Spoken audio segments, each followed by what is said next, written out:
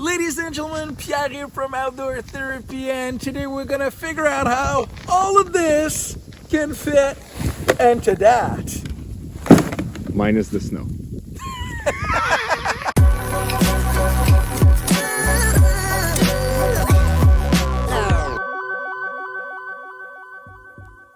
First thing first, we are in the Canadian winter. That means you need to have the proper gear. That's basic rule number one to enjoy your time out there. So we're gonna start with the sleeping system. Everything is on this side. So yes, you want a good pillow. Good night of sleep matters. So you bring a pillow. I have the Trichology Aloof 2.0 with the strap that goes around your sleeping pad. This is a game changer. Sleeping bag.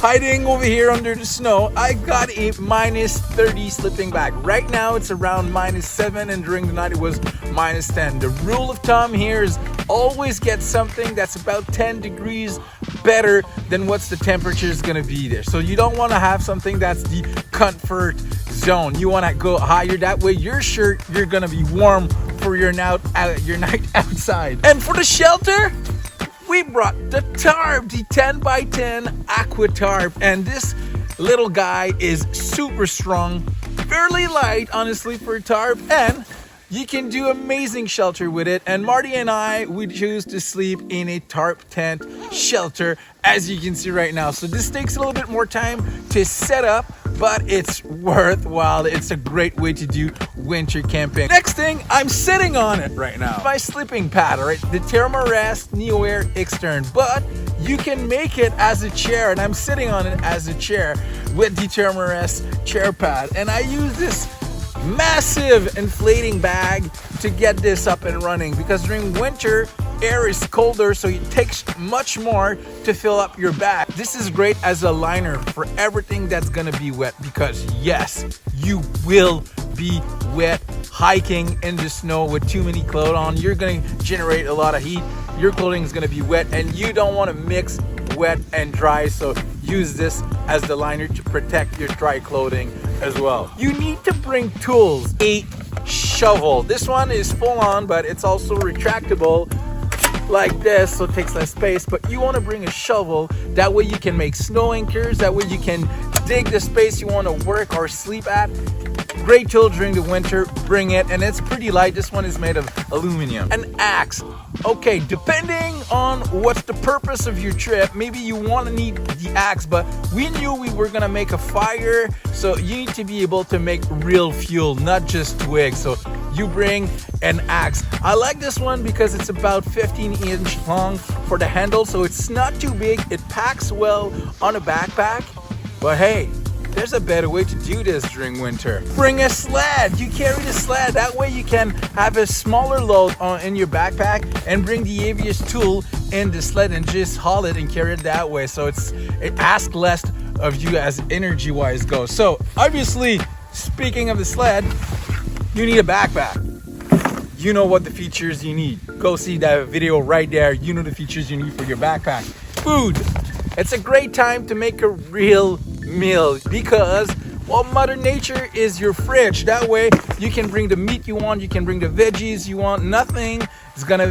Everything's gonna be fine because it's cold outside. Well, you know what happened after food. For 2 people, I suggest you bring a 2.8 or 3-liter pot. It seems a lot, but think about it. You need to make a lot of water for your drinks, for your water bottle, and probably for your meal as well. So you don't want to be like boiling water all the time. Just make one big pot once, and it's gonna be awesome. Plus, if you want to make different kind of meal, spaghetti, stews, all the kind that stuff, you see where I'm going with? Big pot is much more fun to work with. I choose to do something a little bit different this time, and I brought my key titanium Canteen. Usually I would recommend that you bring an Nalgene bottle with a koozie. That way it won't freeze overnight. But the beauty of this guy is because it's in titanium, you just have to put it near the fire, and Bob's your uncle. The lid's gonna unfroze, water is gonna obviously unfroze, and you can use it to boil a smaller quantity of water as well. And there's a cup in there, so you know, coffee while you're having your food. Pretty nice. And my go-to utensil, a long spoon. pork. That's what you want to go with. Perfect with steak, perfect with the champion, the breakfast of champion. Go see that one over there. We gotta talk redundancy. So right now I'm wearing a toque, but I got a second one hiding over here. One for the day and one for night when you're sleeping. That way you're sure your head is dry and really, really warm. Doubling on the gloves as well. So I got my Eau Claire over here. What I like about it is that there's a liner inside that I can take out and just sleep with it in my sleeping bag. That way I know my gloves are gonna be warm in the morning, and if they become wet, well, I got a second pair. But those are also awesome to work with the fire. So I'm not gonna damage those one, and I don't care what happened with those and those. Honestly, 2 pairs, $30 Costco. This brings us to the most important piece, I believe, to enjoy your evening at winter camp, and I'm talking about the down booties. Lifesaver, game changer. You're gonna be like, your feet are gonna be frozen. So you wanna take your boots out, warm your socks, dry your socks, and while that's happening, you put your feet in those down booties, and then life is just gonna be beautiful at that point.